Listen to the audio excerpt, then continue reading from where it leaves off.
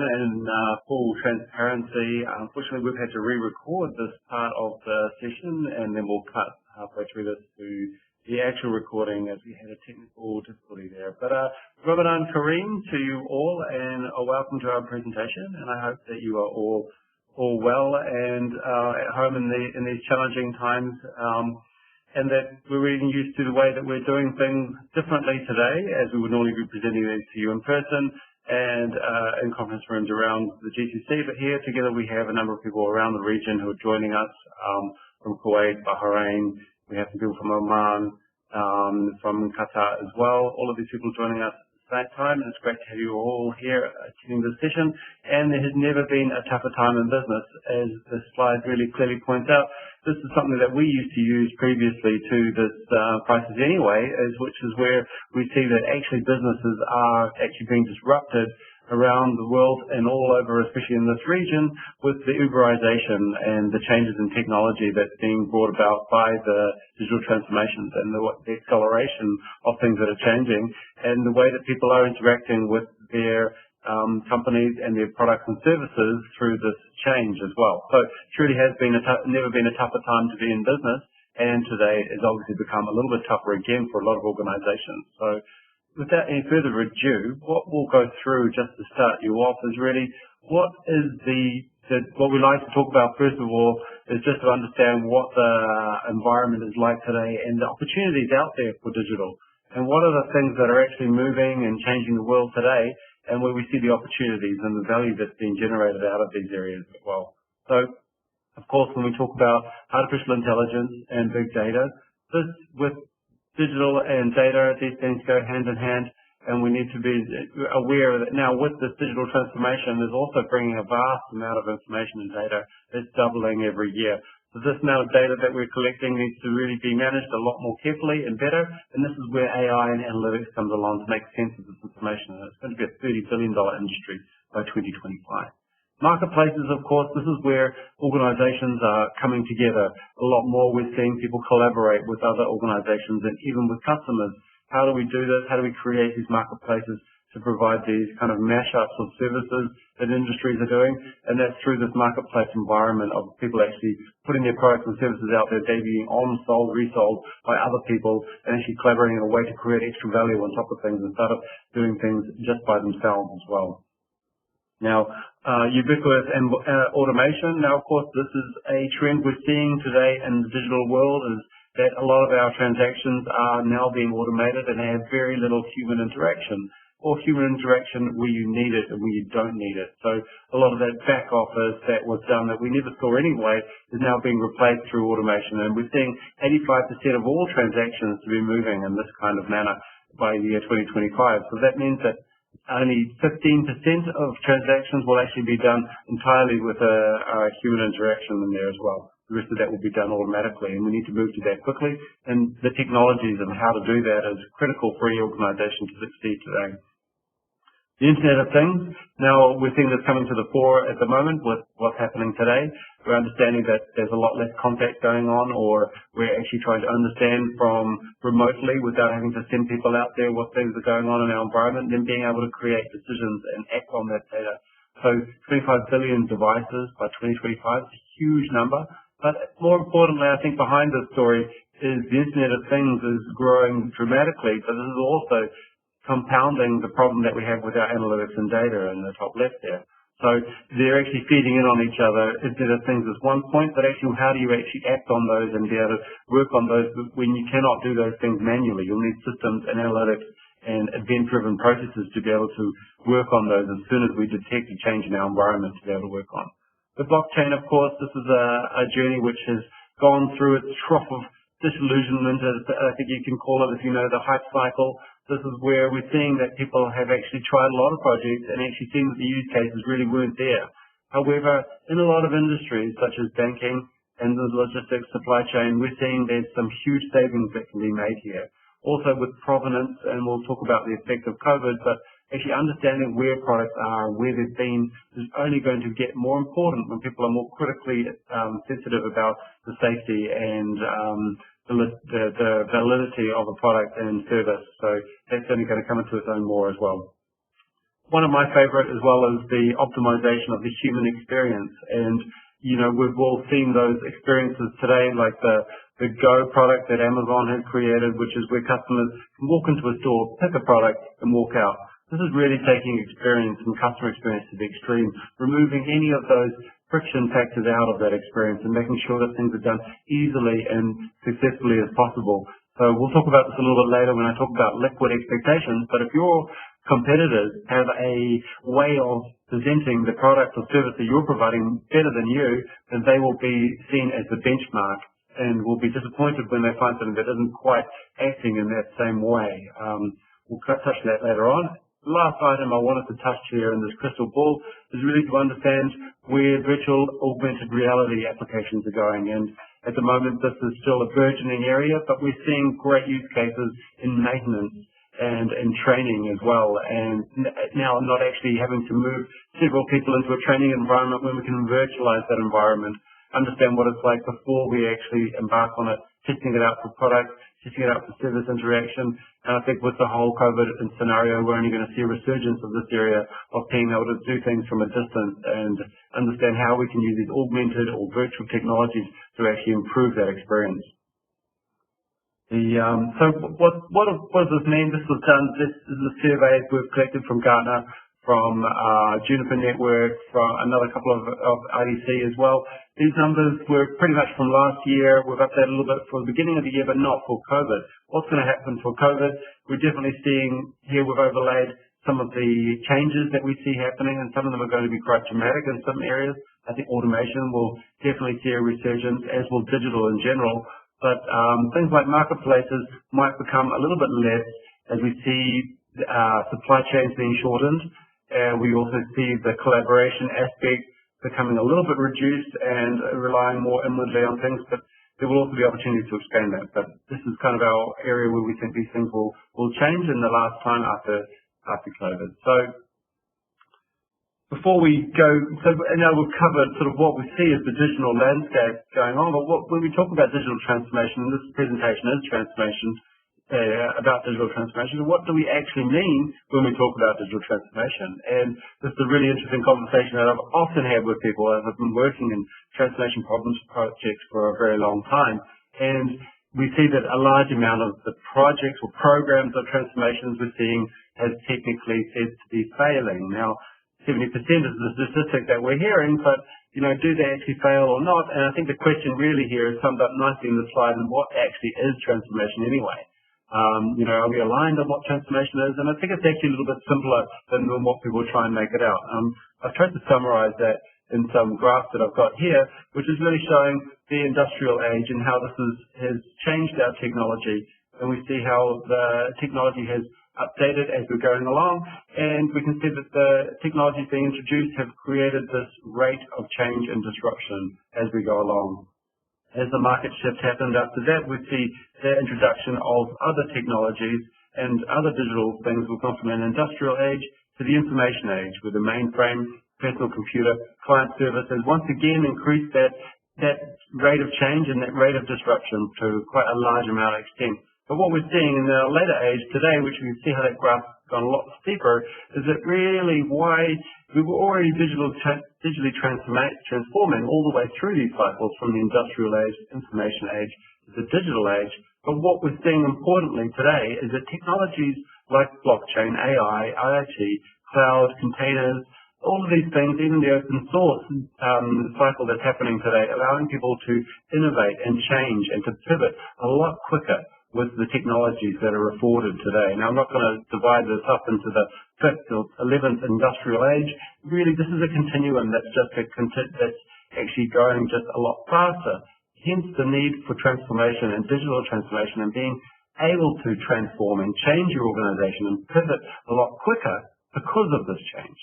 Understanding that these technologies are what's actually going to be driving the digital age and that we're going to be prepared for it. So we've gone from an evolutionary approach to a far more revolutionary approach. And this revolution will be happening more rapidly. We all love these exponential curves, but I can truly say today with digital technologies, the way these technologies are allowing people to evolve, and that's where our true digital transformers are operating when they're able to and grab these technologies, use them, and change the way that their business model is working quite rapidly as well. So what is digital transformation? Really, it's just this continuous change.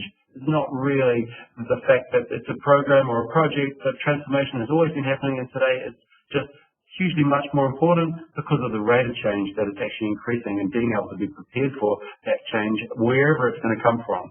Yesterday it was the Uberization, today it's the current environment and changes that we're addressing through the COVID crisis today. But it could be all kinds of other disruptions that will happen in the future, and we know they will come, so we need to be prepared. So, if we look at what those transformation boundaries are, we can see that people have gone from defined industry boundaries to platforms and ecosystems, mass market, hyper-personalizations, the segment of one, the market of one, marketing directly to your customer, not the group of customers. You cannot do this on a one-to-one basis. You need to have digital technologies to help with that. Individual content creation, co-creation, how do you manage that? How do you actually understand where your customers are and where the content's coming from? And that will help you do that. The seasonal product, do continuous product launches. Very few customers can actually still say that they have an annual product launch. There may be weather changes that are allowed to get people to true seasonal change things, but generally people are continually changing their product and launching them as soon as it's ready to go to market and not waiting for that annual cycle.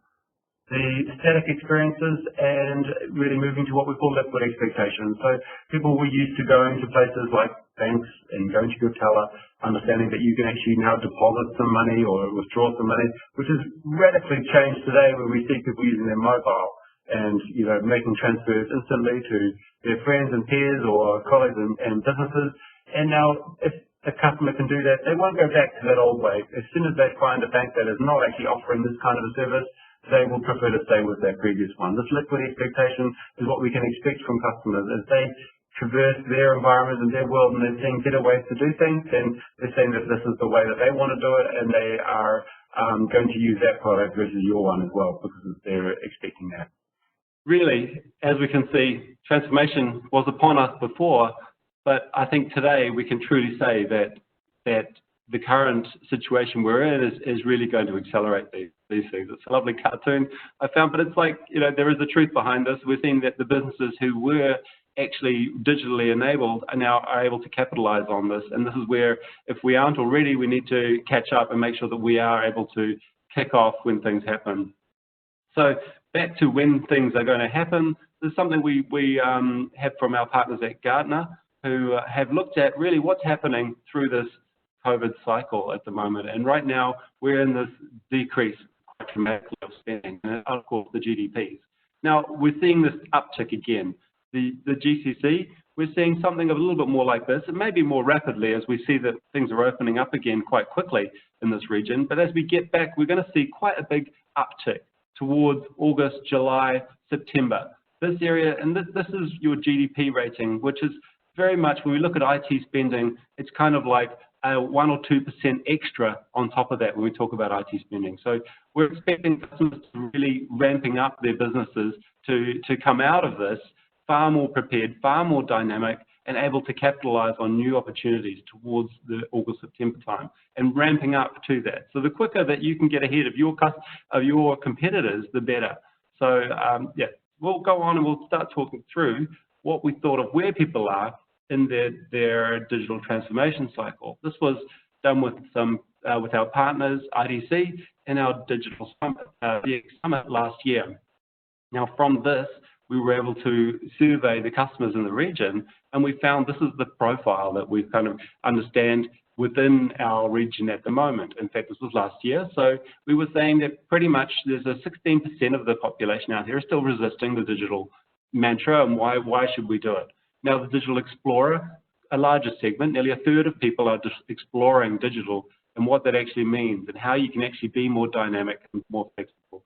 Digital players getting up on that a little bit more, which means that we're actually now able to execute some of our projects in a digital and agile and dynamic way as well. The true transformers and disruptors is the top 25%. So 60% are stuck in this phase. And this is where, through our research, we've found that there are really critical deadlocks. Now, just before I move on to what those deadlocks are, and those digital deadlocks, which we talked about last year, and we're now emphasizing on how we can actually break those, we can see the change now through the post-COVID is really we're just seeing that the digital resistors are really going to be pushed down, and we're going to see a big uptick in the exploring and digital players.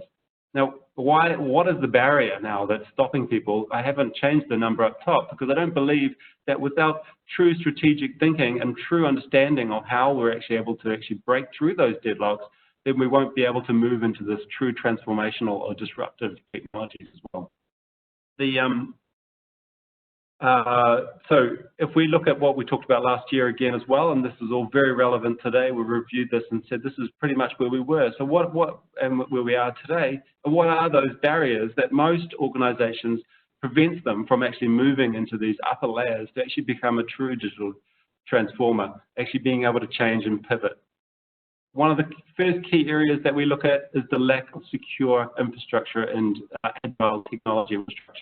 Now, not being able to change the way that your infrastructure is actually operating, to scale, to dynamically append it, to understand where you can place it, how you can move things around, that is critical to being able to be in this place where you can start changing the way that you're operating and changing your digital outlook as well. The information silos, of course, this is a classic in most organizations that we see. And you think that it's easy to resolve, but it's actually a lot more challenging for a lot of reasons.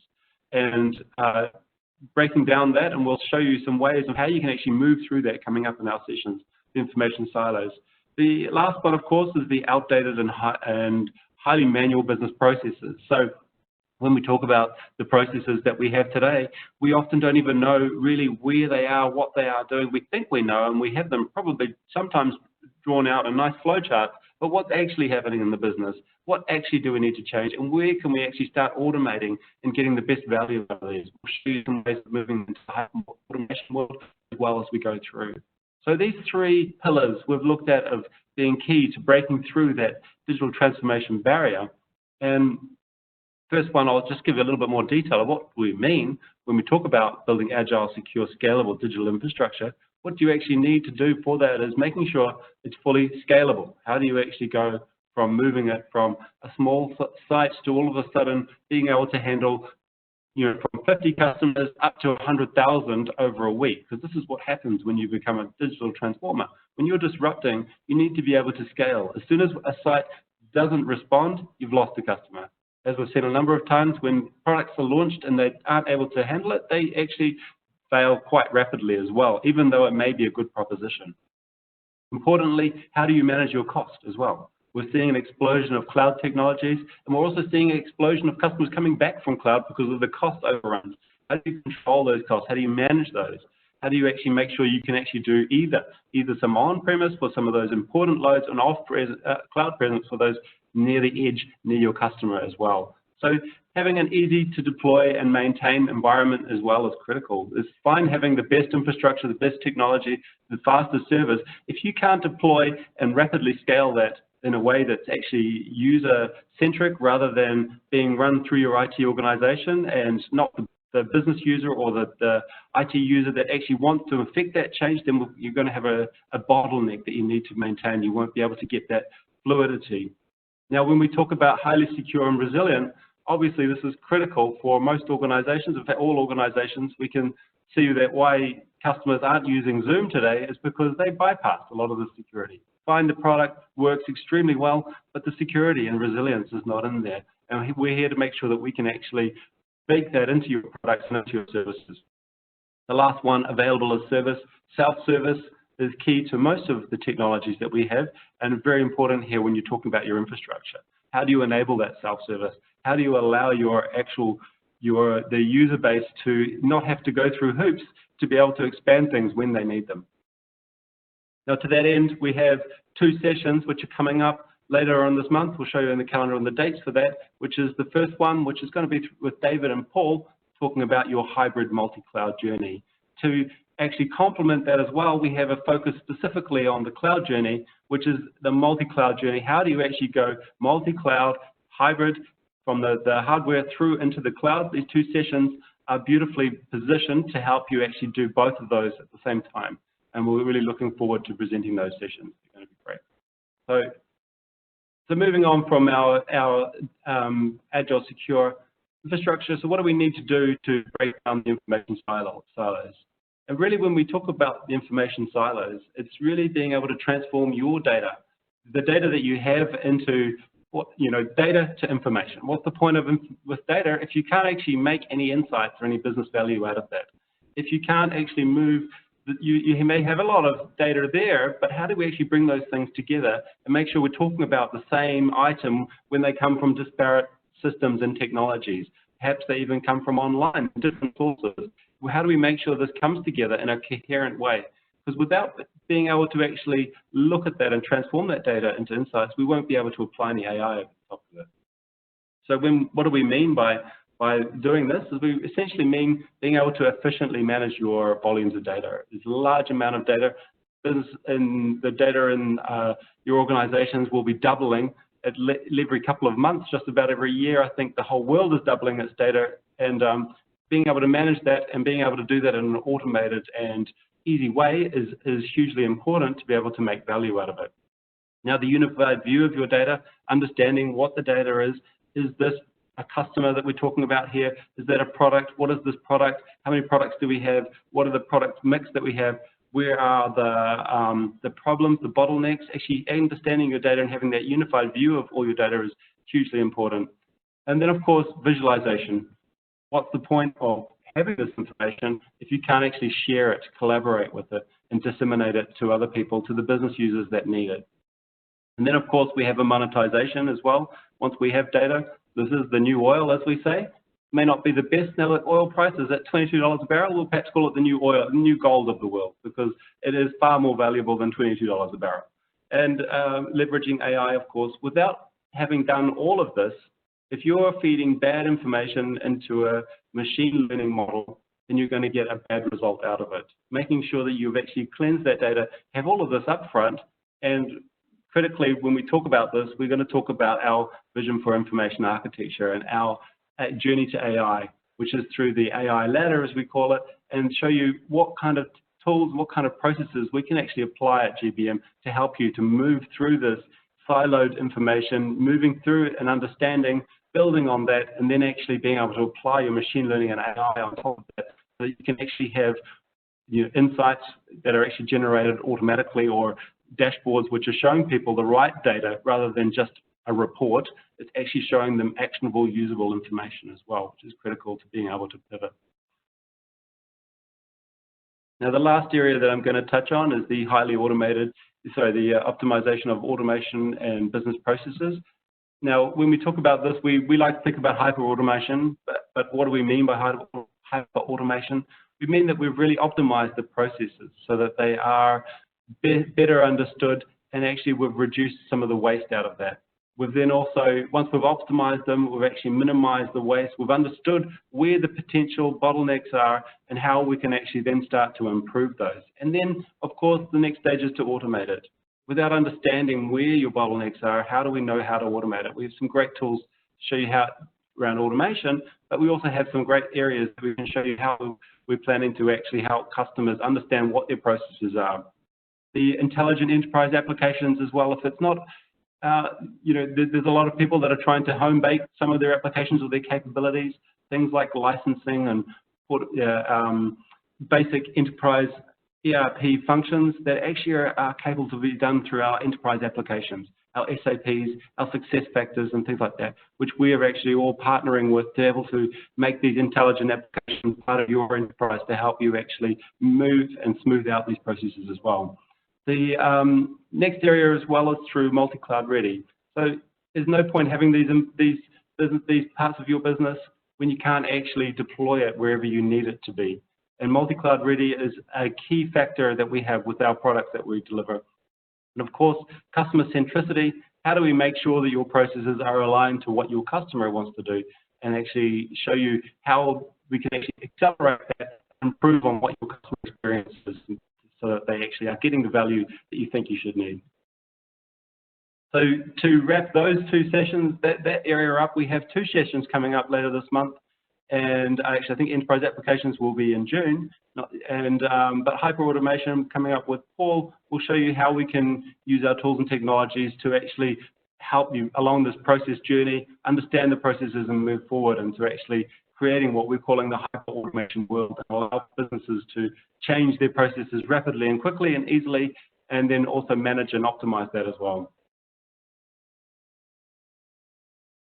So this graph, really, we had this for last year after our digital deadlock. This year was going to be the year of getting digital done. I think it's still even more critical this year that we focus on making sure that we start actually implementing some of these things to help your business move towards the digital sphere, how you can actually look at areas that you've started playing in and how you can take that to the next level as well.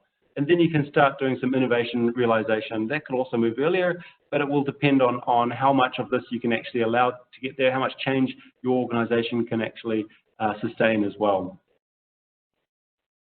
So how do we actually do this as well? And I've shown you how we actually move, what the digital deadlocks are, the digital transformation journey.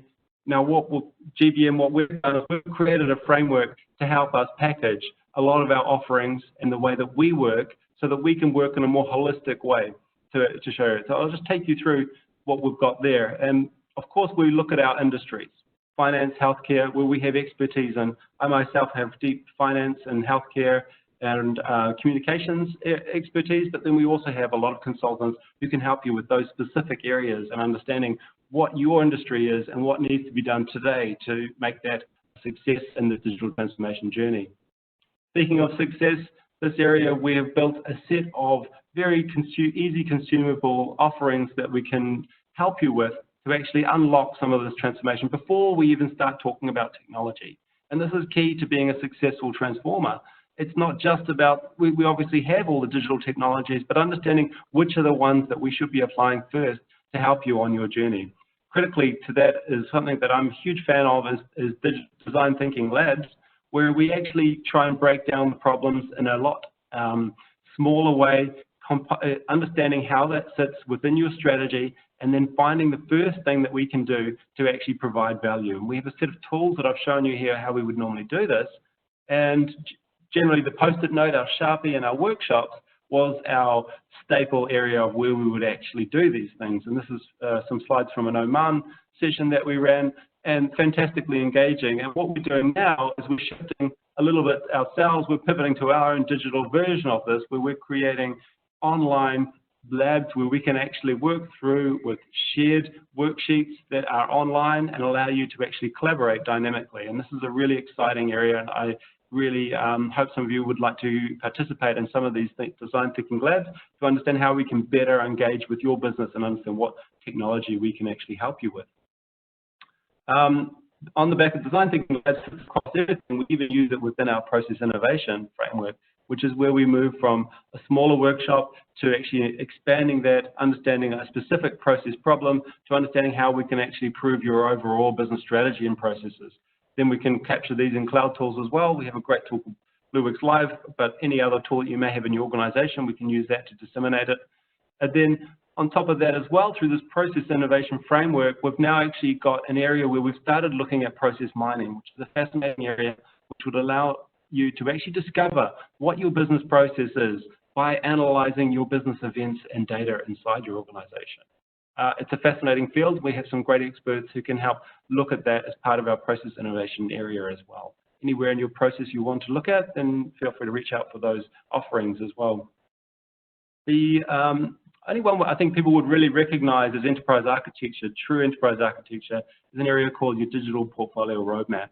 Really your portfolio management, understanding what applications you currently have, what kind of hardware, technologies, networks that you're using, and understand what that life cycle is. What are you doing with them? Where are they going? Are they going to be resilient enough? Are they really going to be agile and flexible enough for my future needs? Without understanding what you currently have in your portfolio, it's very difficult to start feeding your strategy through your applications and actually getting business decisions out the other side. And that all of that helps to achieve your better business outcomes. While this can be done through a spreadsheet and just looking at and talking to the business, there's some great collaboration tools that we've actually engaged with as well. And these online tools allow us to publish surveys to your business users and actually collect up relationships and data about your platforms so that we can start building a view as to what your your kind of heat map. This is a time map which shows you which applications you really get the most value out of and which ones you're not and should probably be migrating away from. It's a great way to look at great lens to look at your organization and understand how you can actually now manage your portfolio better so that you can move towards the transformation world. Which ones need to be invested in and which are the ones that you can probably do with a little bit less work on and less investment in because it's something you see that's not going to provide you in your a future in your digital vision. The last area here that I'm going to touch on is from these consulting offerings is really the enterprise modernization. Understanding how we can move your infrastructure to a modern world. And really, this is about, a lot of this is microservices, containerizations. What part of your system can you move onto the cloud? And how can you actually package this up so that it's actually more manageable? And what parts can't use that needs to perhaps go onto a fixed bit of infrastructure as well. How we can manage that and how we can show you through that journey is what we've created in this enterprise modernization framework, and allows you to take this to a much more flexible way. We have a 3-step process which we go through, which is very simple. It's essentially planning how you would actually modernize, looking at what you can migrate, how you can move it, how you can actually upgrade or change the way that things operate, and then we can maximize the value of your hybrid multi-cloud. Open hybrid cloud is the key to all of this, understanding that how you can remain open and not be locked in to even a cloud vendor or a hardware vendor, then you're actually open to actually take control of your own digital future as well, rather than being beholden to a particular area that's actually now locking you back into where it was. So below this, we of course have a huge wealth of information on our information architecture and our architecture management. And my colleague Tamer will go into huge detail on that when we talk about it in our AI journey, AI ladder. And then below this, with this, of course, we have our traditional enablers. As you may have known from GBM, we have a vast experience around the AI, automation, enterprise application, Internet of Things. We also have this great digital infrastructure management, which goes from infrastructure as a hardware or infrastructure as a service on the cloud. We bring these two together so that we can provide a better service to you as whichever way. We also have IT operations and managed services, which sits on top of that to actually provide you with a hands-off, hands-free way of looking at your managed, whether that's something that we augment or we actually help you with as well. And not forgetting, of course, the cybersecurity, hugely critical, especially in this new world of architectures, the way that applications are changing today, and people are moving to this rapid deployment of DevOps, which we now term DevSecOps, which is development, security, and operations. Critical in being able to deploy your changes and being part of this digital transformation journey, but also maintaining your security so you don't fall into the trap that Zoom did, which was not able to secure its applications while also providing the service. So I think that was a big mouthful, but that's pretty much what we've got. What are the key messages and takeaways here? Key action here is to build your digital infrastructure. Have a digital view of your infrastructure. If you do not have a view of it, then we can help you find ways to show you how we can actually help build that out. We'll show you in those sessions coming up as well. And then architect your information, understand the data that you have so that you can make information out of it and get that business insight. The last one there of those three was to understand and optimize your business processes. If you can understand how you can better engage with your customers, then you can better optimize that and remove the waste and make that far more efficient and also provide better service to your customers as well. Last but certainly not least is a quote I got from Winston Churchill, which is, "Don't waste a good crisis." This is a crisis, and I hope we are all very well and safe, but this is also an opportunity for a lot of us who can actually now stop and pause, understand, okay, what are we missing? What do we need to do to actually build out our digital transformation? How can we actually move to being able to pivot on a pinhead and change the way that we work as quickly as possible? So I hope that has been a clear understanding of what we can do here. Coming up, we have these sessions that I talked about with the dates. These are just the ones for May and early June. We'll also be having an additional set of these every week on Wednesday, 12 p.m. to 12:30 UAE time. And I hope that you can all join us for that. and that would be great to hear from you if you can. And please do, I think now we've got some time for some Q&A, if anyone wants to jump in there at all.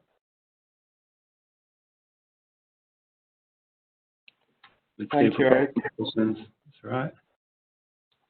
I know thank you, Eric, for a great presentation. I know there's been quite a few requests to know how many people are on board. We have around 85 people with us at the event today. And let's see if we have any questions. In case you need to ask your questions, you have your instructions on the screen. I think there's been a couple around asking if the presentations will be made available. The answer to that is you will get an email within the next 48 hours for all the participants and registrations with all of the details of today's webinar.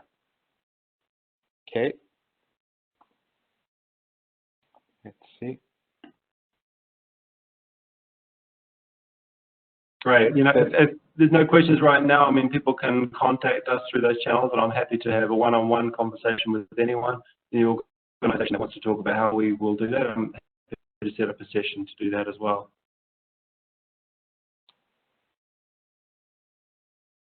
Okay. Well, it doesn't look like we're getting any questions on this, but as I mentioned, we will be sending out an email to all of our registrants and participants with the contact details as well. And please feel free to reach out to our people directly, to the speaker directly, or your local contacts at GBM. I think there's been one question now, Eric, coming through, if there's any use cases by industry that we can share. Use cases by industry. See, most of our offerings are, we purposely keep them agnostic of industry. They will all apply anywhere, but we certainly have specific cases where we've every one of those industries, we have a way that we've actually used it. So yes, certainly reach out directly on what your particular industry is that you want us to focus on, and then I can come back with what we've done that, how we've done that, where, and I can help you there.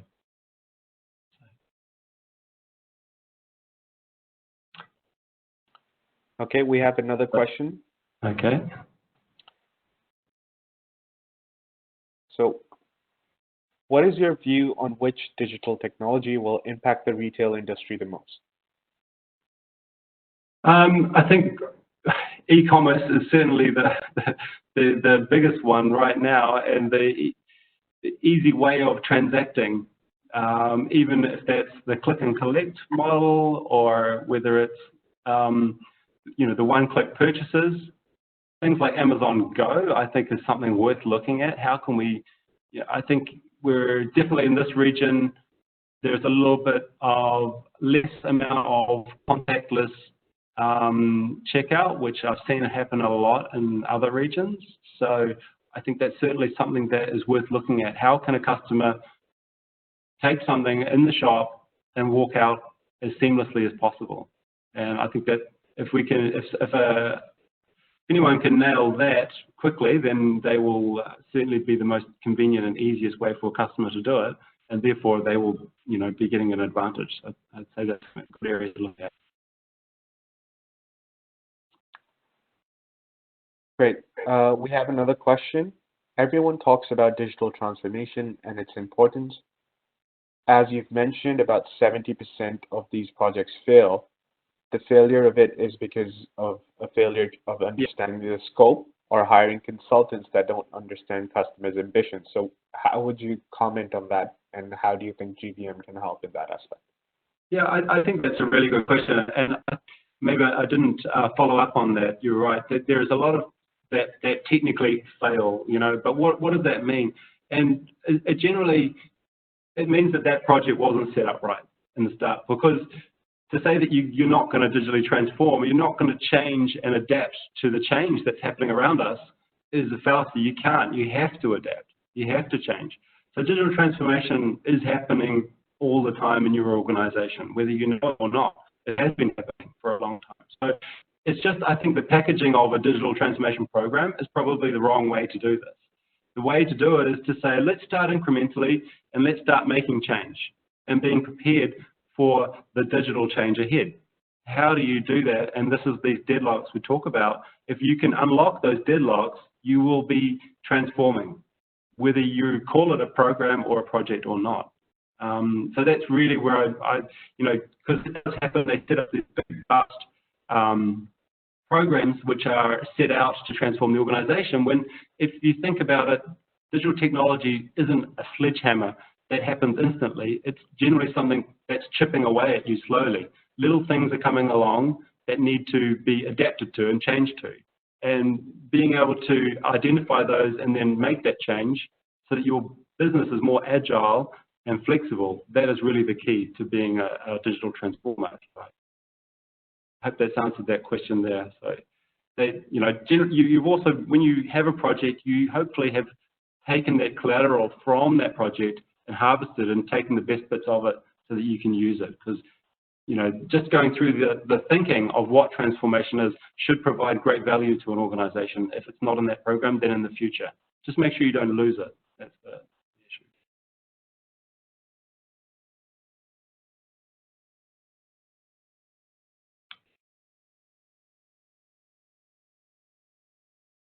Happy to talk about these again with anyone who wants to reach out and have a one-on-one call with some of our other team as well. Thank you, Eric. So just the last couple of questions that we have, again, are along the same theme. Where can people find the presentation, and if we have any case studies? So I'm just going to go ahead and reiterate again that everybody will receive an email within the next 48 hours with links to all of the information that you need, as well as the contact information of the speaker and people that you might be able to contact for further information. As Eric had mentioned before, we do have specific case studies and use cases that can be talked about. Please feel free to reach out to us, and the speakers will be more than happy to discuss that with you one-on-one. Okay, I think with that, we are at the end of our questions. Thank you, everybody, for joining us at our first event. This is a long series, and we have the next 3 presentations, as Eric had mentioned, lined up. So every Wednesday at 12 p.m., we will be here with you with a new topic to help solve your digital transformation needs. Thank you very much. Good afternoon, and Ramadan Kareem again. Ramadan Kareem. Thank you, everyone, for your time. Appreciate it.